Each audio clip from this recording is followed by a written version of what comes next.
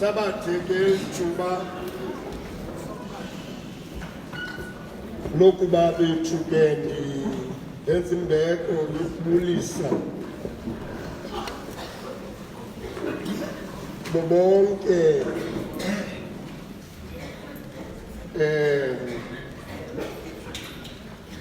abakhokheli nabaphathi bebandla bayiswesithili Tata umakhumsha umongameli besekethe nemfumba yalapha nabemfundisi nomfundisi walapha coordinator nekomiti asebenza nayo umfundisi umbelebele ne-executive ye-guild yesithili asanda kundathwa nayo Mama umbelebele wakunye nerhamente yalapho umfundisi angumfundisi khona eQueenstown magosa eseketha sedutywa nerhamente yasedutywa iGildas bethuna zesekethe zonke egameni lenkosi yethu Yesu Kristu molweni khamente inkosi mayibe nani ngapha sinaye nomzalwana uCaba nomzalwana uMantini bayazi ke bona kuba kuthini ndibaqaphela nje Ndiyabulela ukunibona abazalwane bami kakhulu ndibona nabasemthatha umamqoma phaa ngasemva nabo bonke ke bethu abazindwendwe abalapha ndiyakahlela kuni ngembeko ndisethula umnqwazi ndibulela ukunibona nokunyathela kwenu apha phakathi kwethu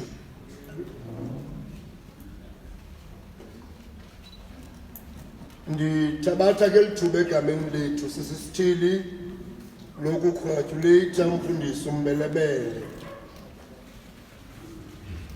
ngokuba ke ethe wenyulwa xa kuphuma iGuild izimela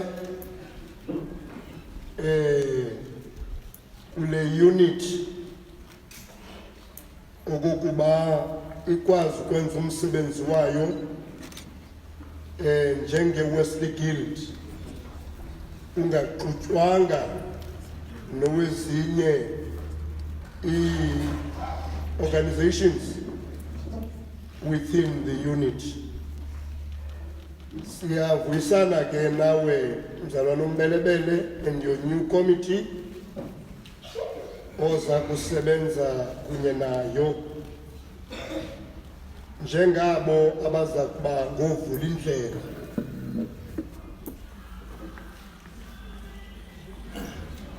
njengabantu abakhe bakhokhela apha nathi we have always opposed ukuzimela kwe-guild within the unit for obvious reasons. Kodwa ke sigqithile ngoku. Kuthe kwakufika eli ke ixesha nabona kuyimfuneko okokuba kube njalo. It has always been a usage in other districts. Natal, ndiyakhumbula ndandiseyi-coordinator nam, umzana uCaba engunobhala. Ndicinga uba nase-Highveld and Swaziland. Yayisoloko iyi-usage ekhoyo kwaye sazibona ngoko ii-disadvantages zale nto yokuba ube no-coordinator, ube no-president, uba ineenkathazo. My hope and prayer yeyokokuba you will manage this organization within the unit ukwenzela ukuba kungabikho zinkathazo ziyakustiflisha imission yebandla ecaweni. Ngoba eyona nto engamandla yimission yebandla. Khumbula into yoba eNatal West kwade kwasuspendwa naloo president naloo coordinator ngaloo minyaka. Ngo-2001 ke ngoku ndandiyi-coordinator ndiye ndaziphawula ke zimane ziveza intloko zenkathazo between isinodi. Was it last year bunyulwe kona okanye this year? This year? Last year. Up until now. Amanje sibone ezinkathazo zimane sithi thutshu ngentloko. Ndabe bendicinga ukuba you have wisely looked at them of what are the implications of this decision. And so isicelo sami ke kuni as a unit, please try and manage the dynamics and the implications of what you have agreed upon and recommended to the church, so that imission yebandla ikwazi ukubheka phambili. Ndiyabulela kuJola ufundisa umselana ngoku siqhubela le nkonzo. Okwam ndingathi you still have people amongst you who foresaw what will be the dynamics of having an organization that is a standalone within the unit. So in order to be proactive, talk to them. Banibonise ukuba babenqandela ntoni na.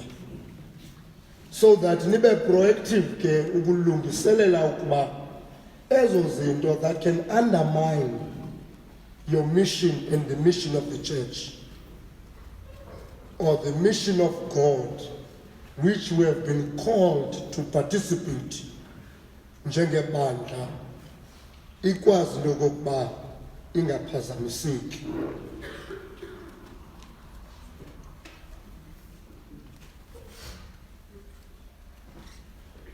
And I have also observed that maybe as an organization you will need to come to a resolution that says you don't need church choirs in your consultations.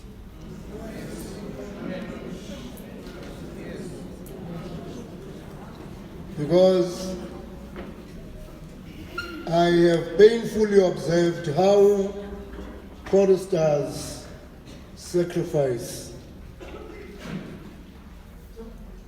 or njengabakhokheli bonqulo kwibandla lethu. and how we tend not to appreciate what they bring. Sithi befundisa abantu abanyanzelekileyo abefundisi thina bebandla laseWisile akho muntu unosisa ndawo kodwa bona they had a choice not to come, but they came because Ntsumba yesekethe nomfundisi bathe kulaa nkonzo kuzabakho umthendeleko, and ngokwe-principles ze-worship yethu nonqulo lwethu bamele ukuze babe yinxalenye yokukhokela unqulo. But it becomes painful when that role which they play in unqulweni is not appreciated. And literally as a person, you don't go where you are not appreciated. So I felt sorry for them as I sit there. And njengomntu ke ungazilindi into ziphole, I have learned to raise these issues so that we learn to think about them. Because at times action speaks louder than words. Siyavana bethu? When a congregation is supposed to sing and you lead a song, but the congregation does not sing, ithi lono awamkelekanga. Akunjalo na bethu? So we consider those things. Because church choir for ungasilahli nangokuba ninyamezele nibe nathi nithi xa niceliwe ukuze nibe lapha phakathi kwethu nenje njalo. Ndifuna nje bethu nokubeka just umnwe on two things. Samkele umthendeleko. Hayi inene masibe nokumkani, nathi sibe njengenhlanga ezi zonke, asilawule ukumkani wethu, aphume phambi kwethu, alwe imfazwe zethu. Samuel wokuqala isahluko sesibhozo ivesi yama-20. Babe ndingenamkhuhlane ndizawudilika kusasanjelweni kodwa ke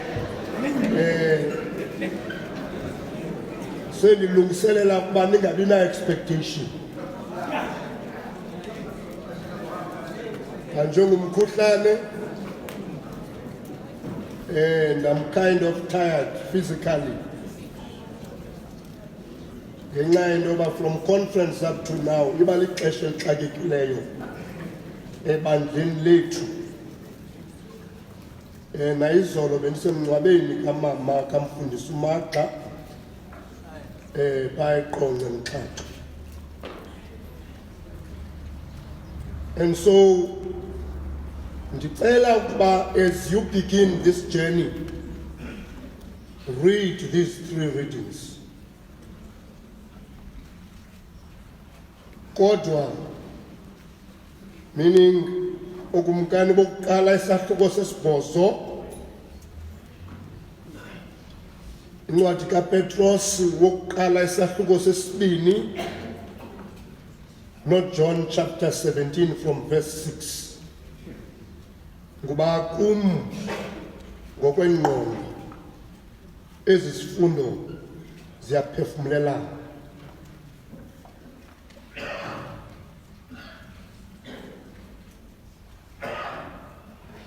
No, they said, we want a king over us.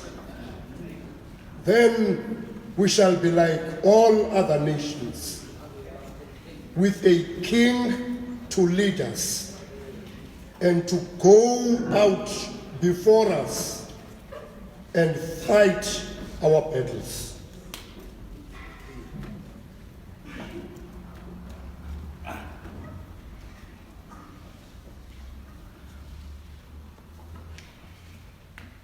Kolupha Samueli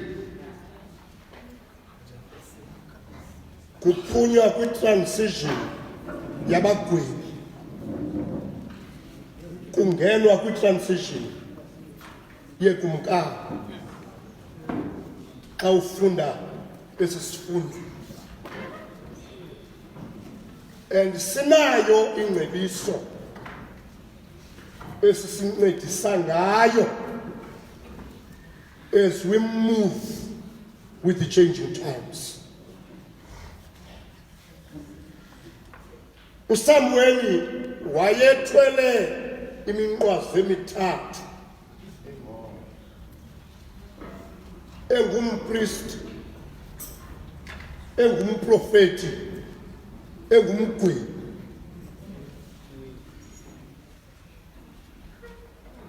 Wathi xa eguga esaphila esahlele esitulweni, wacela oonyana bakhe ababizwe ngamagama ababili bathabathe le role yoba babe ngababingeleli baphinde babe ngabagwebi. Ithi ke le ndawo esiyifundileyo balutshintsha ulawulo, bamkela izicengo ke zii-bribes. Bawuya kwibhayibhile yesiHebhere nesiNgesi uzawufumana into ethi eyona nto yabanzima ngaba bafana, they became dishonest and accepted bribes and perverted justice.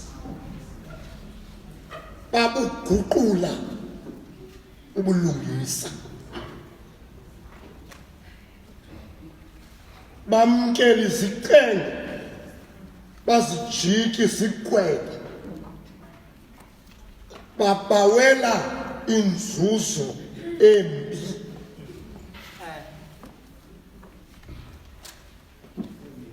Oonyana bakaSamueli, uSamueli esaphila. Unibalisela apha namhlanje abantu aba.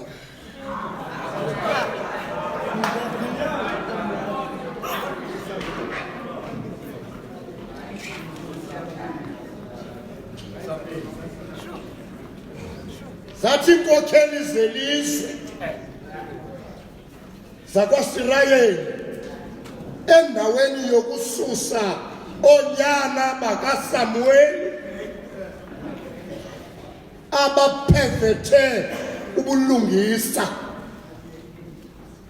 bathi hayi mabayeke, kodwa masize nento entsha ezawuguqula indlela yokwenziwa kwezinto. Ayokunyandifa babenalo ilungelo lokuthi kuSamueli susa ezi zidenge ngoba ziyimoshile itempile. Uyabona xa ufunda i-details zento eyayisenziwa ngoonyana bakaSamueli, babethe abantu bezisa amadini, kukhethwe ezityebileyo, zibekwe bucala, zibekelwa oonyana bakaSamueli.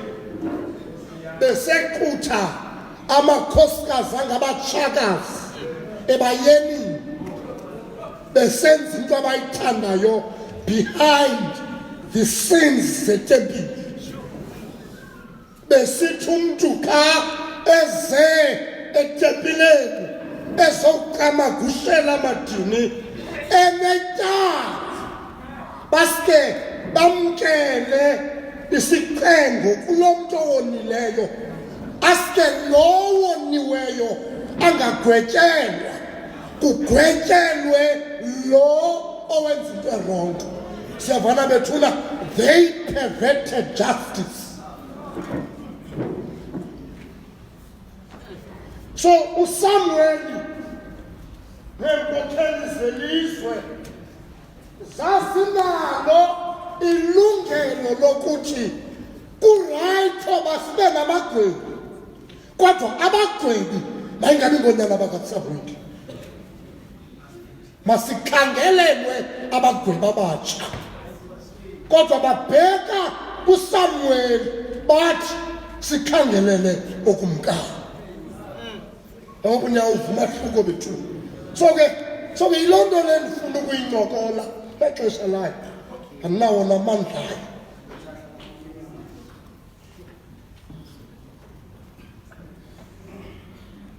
Uyabona le nto kangangoba eli xesha lalinzima, ithethi iBhayibhile yaba lixesha aboyiswa ngalo zintshaba, kwada kwemka nale nto ekuthiwa luzuko lwaSirayeli. Ekwathi xa enye yamakhosikazi oonyana balo mfo olawulayo kwenzeka esasimanga, ekwazalwa umfana ekwathiwa ngu-Ikabod. So ke rhamente le nto bethu niyayazi, kodwa eyona nto apha endicela ukuba masiyijonge yeyoba sithe esi sicelo sakufika, uSamueli wabheka kuThixo waqala wathi hayi le nto andiyifuni le, ebona iinkathazo zayo. Awugqiba wathandaza wabheka kuThixo wathi uThixo uSamueli baphulaphule ubanike into abayifunayo, kodwa phambi kokuba bamnike baxelele uba le nto abayifunayo izabaphathela ntoni. Sama sonke rhamente. So read this for yourself.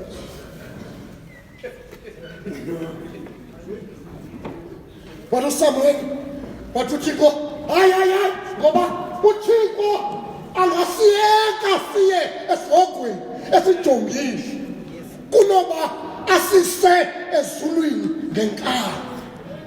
Ufefe lwakhe nale nto ekuthiwa yi-choice, nale nto ekuthiwa yi-free will ngokwendalo kaThixo. uThixo uyakuxelela into erayithi, kodwa akakunyanzeli uba mawuyenze. Uyakuyeka ubheke esihogweni, kodwa phambi koba uye esihogweni athi kuwe le nto oyenzayo iza kubhekisa esihogweni. That's how God works. Akanamntu amnyanzelayo oba yenza intando yakhe. So read this for yourselves. Nathi uthi ke uThixo phambi kwento yoba le nto uyivumele baxelele into eza kwenzeka. Ukumkani uzawuthatha oonyana benu bemke emakhaya ayokuhlala ezintabeni bagade ilizwe. Ukumkani uzawuthatha abantwana benu babe ngamakhoboka okwenzela yena umsebenzi. Ukumkani uzawuqala imali, uzawufuna imali kuni ibe yitax yokumainteyina i-governance yesizwe. Khumbula into yoba lonke eli xesha bekhokhelwa nguSamueli nangabagwebi kwawungekho tax. Khumbulani into yoba lonke eli xesha bakhokhelwa nguThixo kwawungekho mikhosi. Bebethi kwawuvela imfazwe yezizwe bavele bathi usilwe thina zitaka zakho ezilulamileyo kuko konke ukula kwentaba, aske uThixo avuse amadoda Qotshintsha kodwa uthi ngoku ukumkani uzawuthatha oonyana benu abenze imikhosi yokujongisisa. Bethuna nceda abantwana bam nifundise ihluko. But one of the easiest, most implications that you can identify with is that any organization to have a standing governance needs subscriptions.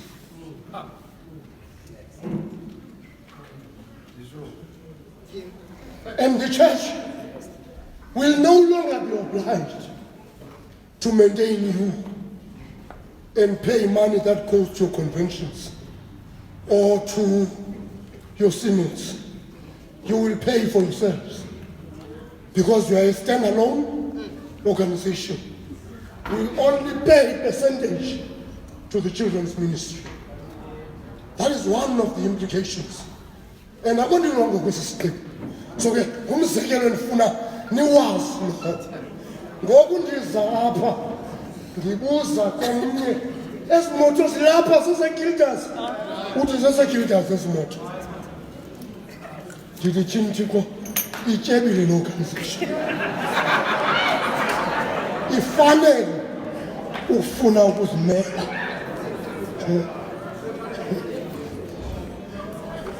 Azawuthi ewe ndithi ke ngoku kutheni le nto xa kufuna i-subscriptions kwakho imfazwe kanti nineemoto ezintle kangaka. Asikahleke ndibona khange ayicinge le nto. Asike naye abuze umbuzo athi phofu okwesibini xa kuthiwa makuyo ezintlanganisweni bathi abantu siyaphangela, xa kuthiwa makukhutshwe imirhumo bathi abantu asiphangeli. Xa nikhangela ukumkani funeka nazo uba xa esiza ukumkani unezinto ezikhatshwa ubukumkani bakhe, ngoba ukuze ubukumkani bume kufuneka izinto zokuxhasa. Ongaxhaswa uyawa ubukumkani. Utsho uSamueli ethetha nabantwana bakwaShilahile. Hayi ndiyekile bethu, ndiyekile. Mna ndingumshumayeli, umshumayeli.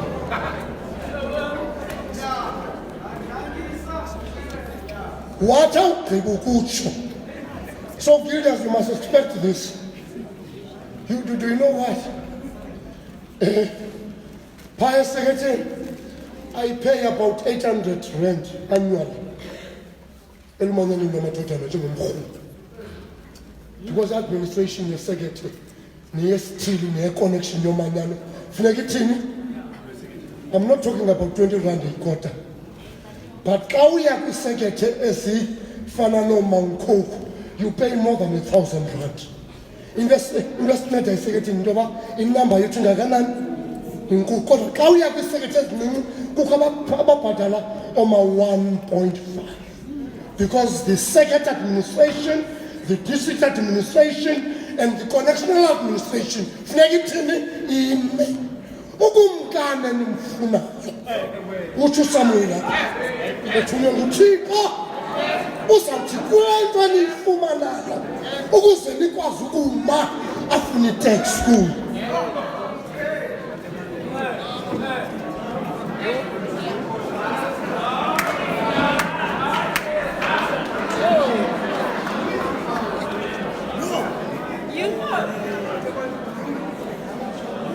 Uthi ke uthi lo mbhali simfundileyo wathi le nto uthi akazikwenela kuthatha abantwana bena benza amakhoboka, uzawuthatha amasimena walime, uzawuthatha izinto eziza kuni ukuze bukwazi ukuma ubukumkani. So you can identify with that. Kodwa wathi ngoku seyichazile le nto bathi kuverse 20 Samuel, masibe nokumkani. siyayiva le nto ithethayo kodwa into esiyifunayo ngokumkani matshoba siyayibona le nto ithethayo kodwa into esiyifunayo sifuna ukumkani kodwa mamela izizathu abazibekayo bathi xa bebeke izizathu bathi ukuze nathi asilawule sifane nazo zonke intlanga aphume phakathi kwethu asikhokhele alwe imfazwe zethu ilizwi likaThixo embelebe. You must be sure of why are you elected to lead. It must not be that you have been elected to fight the battles of some people. You must stand for the mission of God. Ngoba abantu bayakwazi ukwenyula kanti bakwenyulela ukulwa amadaba. Khona ngokwethu kuthandazayo hayi mandiyeke le nto ngoku ndiyigqisa nasemlanjeni. Khona ngokwethu ethandazayo leaders basivumelane akukho nto irongo ekuceleni ukumkani. Ayikho into erongo kumaSirayeli ukucela ukuba anike ukumkani. In fact into abangela uba kungabikho nto irongo kwiDeuteronomy 17 mhla bangena eKanani wathi uThixo kuMoses kuYoshua emva kwexesha aba bantu abakhokhelayo bazawufuna ukumkani. So wayeyazi uThixo oba in the line of things as things progresses bazawufuna ukumkani. So akukho nto irongo ekufuneni ukumkani. But what is wrong are the motives behind wanting a king.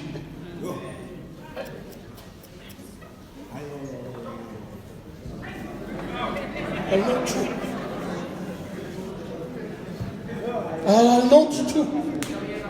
I'll note two. Oh,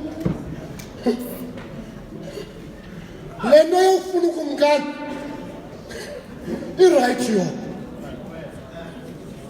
kodwa ithe isathethwa wathi uSamuel andiyifuni le nto. And igama elisokolisa uSamuel leligama elithi sifuna ukumkani osasilawula.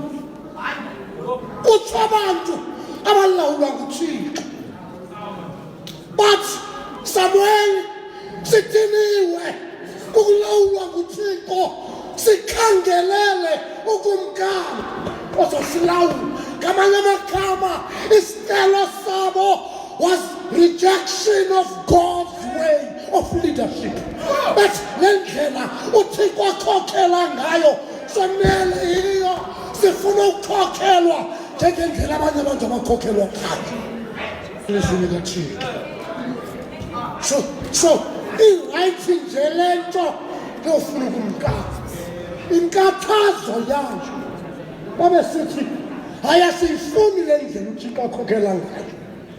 Sifuna ukukhokhelwa ngendlela eziniziswe.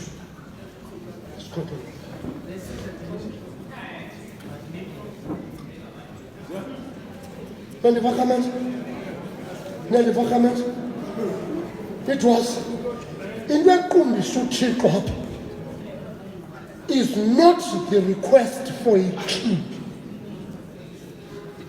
but it is the rejection of God's way of leadership. Again, to be. But then the Lord said,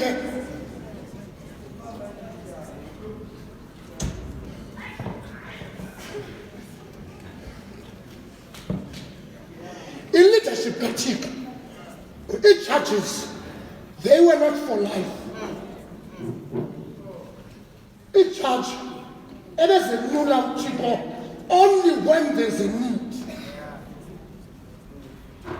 There were times oba lakuzola ilizwe kungafuneki umgwini. Bahamba abantu bekhokhelwa nguThixo kungekho umuntu ogwebayo.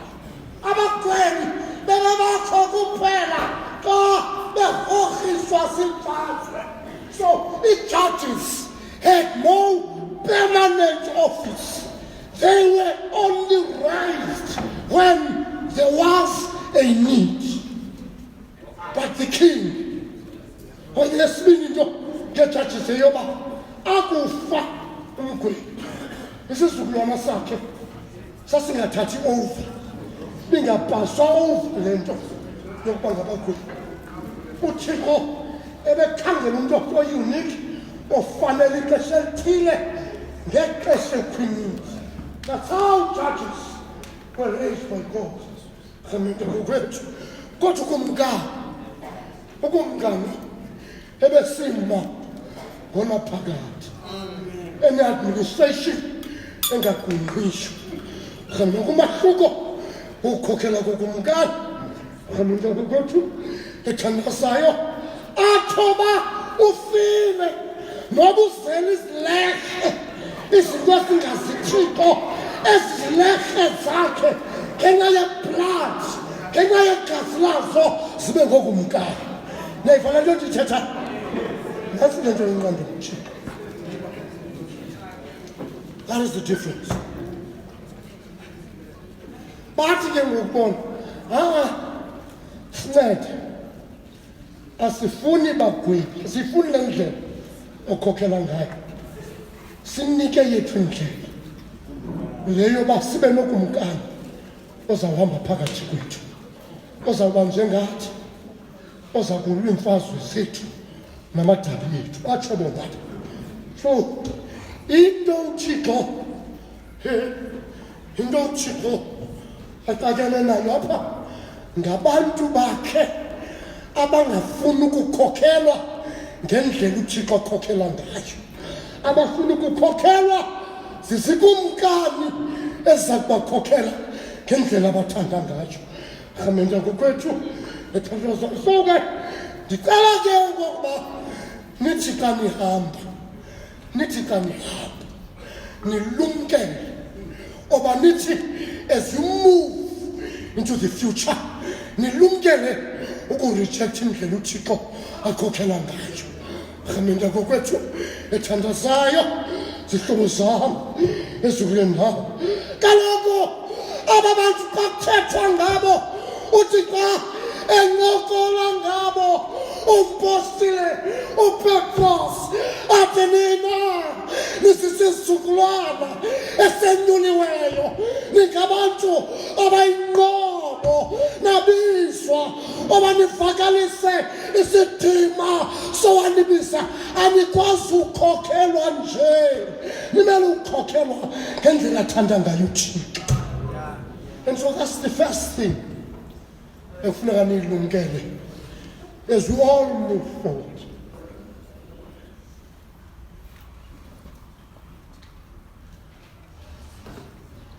Esibini into yile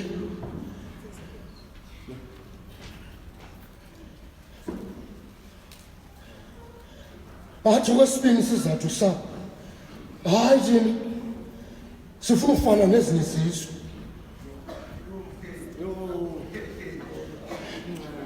Noba le verse 20 ndedwa bathi ku verse 20 sifuna ukumkana silawule njengentlanga zonke. Iphindwe kathathu le nto bantwana bakaThixo. Iphindwe iqala ku verse 5 and verse 6. Khaminte ngokwethu ngoba bathi ku verse 5 yabona waluphele wena onyana wakhe bahambi ngendlela yakho. Bantwana bakaThixo ngoko ke simisela ukumkani njengentlanga ezi zonke. Eyokuqala ingxaki apha ndithi yeyokurejecta ekaThixo leadership, God's way of leadership. But eyesibini bafuna ukufana nezinye inhlanga.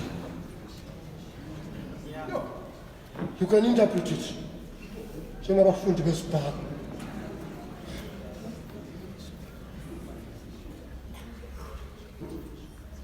Khumbula-ke yonke into uThixo sizathu soba bakhutshwe eJiphuthi babekhutshelwa ukuba babe ngabantu bakaThixo aze uThixo abe nguThixo wabo.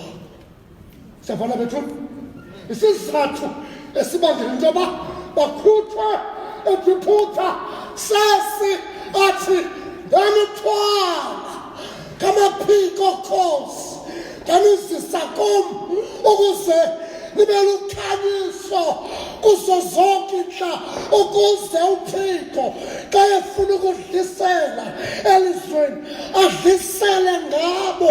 Bathi ngoku bona sanele yiloo nto ba-unique sincede sifuna ufana naba bantu osikhuphe phakathi kwabo senze into abazenzayo sitye izinto abazityayo sifane nabo silawulwe njengabo sifuna ukufana nentlangazo. Yile nto athi kuSamuel abagibi wena bagiba mna njengoThixo, because they are not only rejecting God's way of leadership but on the other hand they are determined ukuba bafane nezinye izizwe.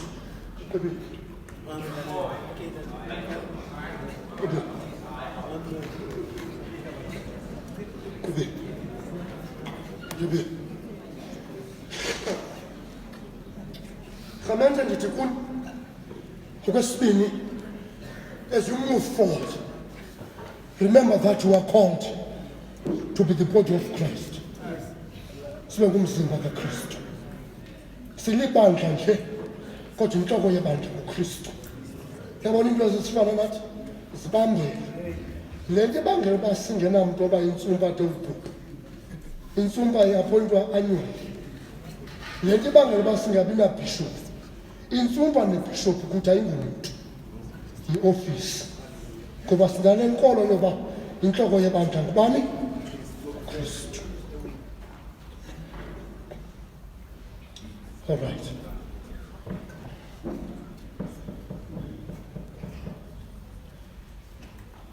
So, but there's a tendency of wanting to be something that God has not intended us to be.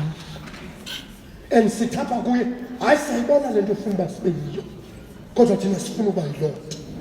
We want to be something else. Rhamende kokwethu lokuzamisa kule ndawo. Mamela le nto xa uYesu eyiexpressa emthandazweni ngalaa mhla osawubheka ekhadini yeGetsemane, wavela wathi basesehlabathini kodwa abangabo abelihlabathi. Le nto bayithethayo apha sifuna ukufana nezinye inhlanga. We want to be like them. They reject what God has called them to be.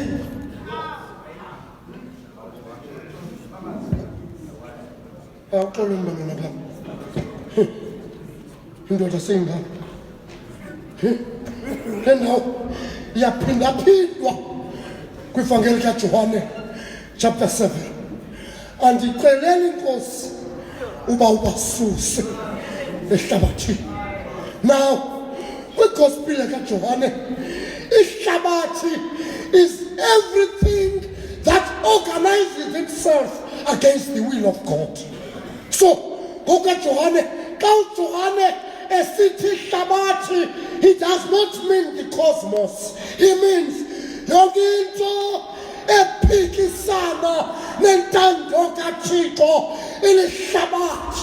Aba ondinike bona abangabo abehlaba athathi awukonomnye otshabaleleyo ingenguye owentshabalalo utsho xa ethandaza. But uthi ndincede Nkosi, remind them they are in the world but they are not of the world.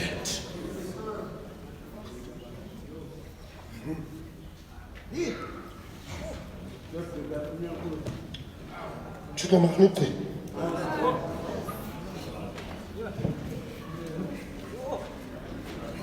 As you move, don't reject God's leadership. Don't try to make anyone to fight your own battles. Yabona lento ayifundiswa ngumfundi yabona kukunyaka pha amasulumane ke kwaphuma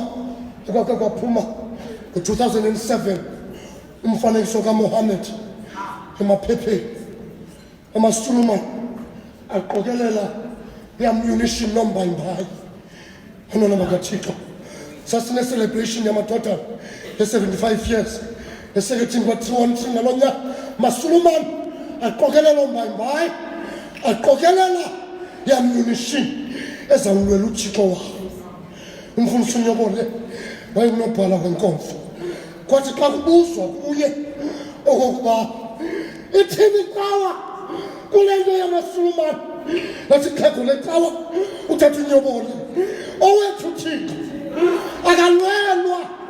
We cannot take arms silwela uThixo endaweni yoba ibe sithi abamlwela nguye olwa iintaba zethu. Yile nto esiye sithi usilwele thina zicaka zakho esilwamileyo nguye osilwelayo. Yile nto kwavela indoda ende ecan'ka Yoshua yathi kuye xa ebuzoba ungakuthi na okanye kukwiintaba zethu lathi elijoni ndikumthethela umkhosi wamazuba ngoba xa silekwa ntaba uyasilwela. Sawuphelelwa ngamandla nguye osinika amandla. Sawukakwa zinto zelizwe iba nguye. Sawulamba umbuta sakulamba uliyeza kasifayo ukamendu sahamba unjalo wethu Thixo asimlweli uyasilwela.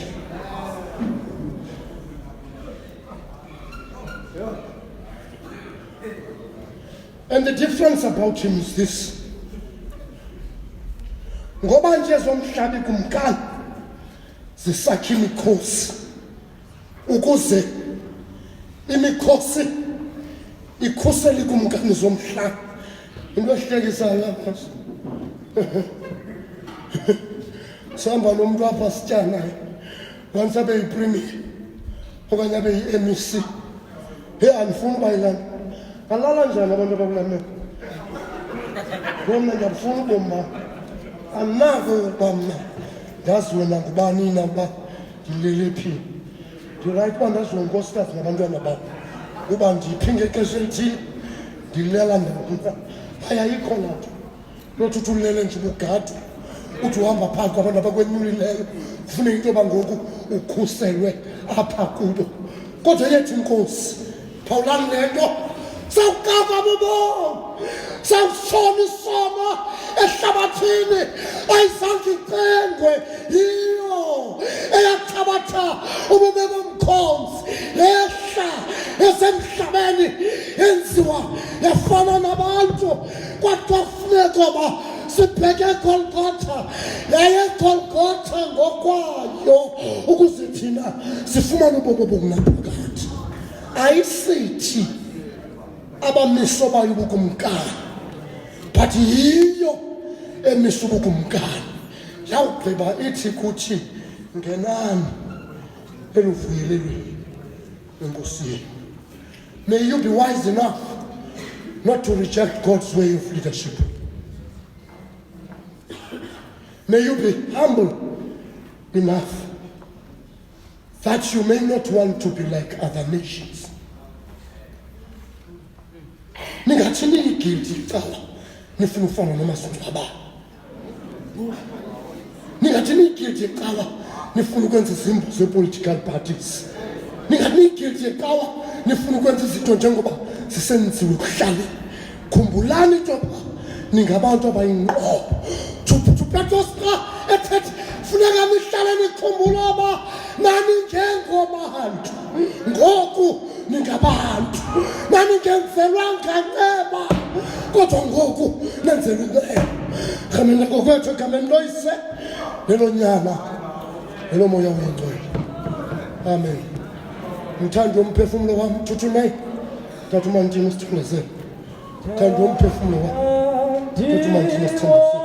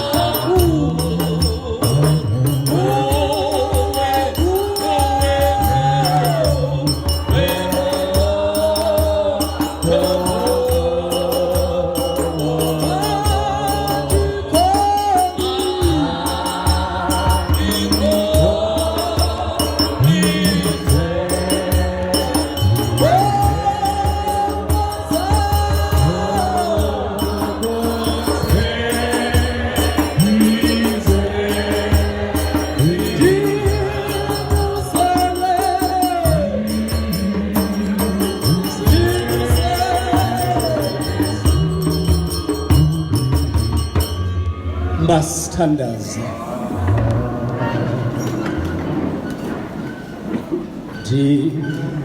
Ndifuna wena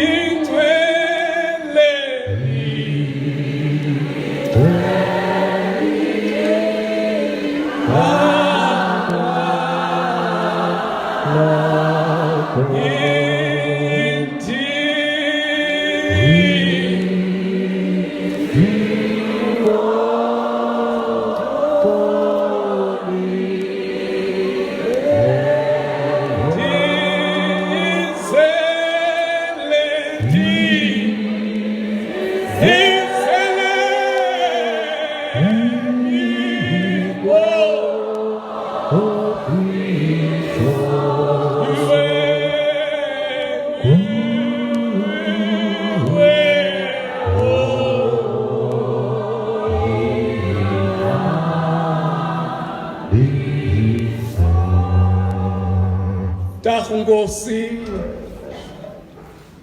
ngenene Thixo wethu oyingcwele sikonile somandla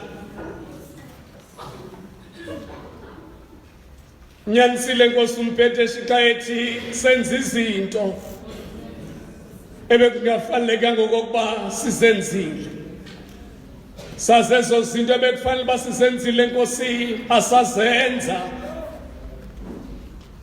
siza kuwe somandla emva kwemini nje ilizwi lakho Nkosi eyingcwele liyamangalisa lithi Nkosi eyingcwele kuthi emva kwemini nje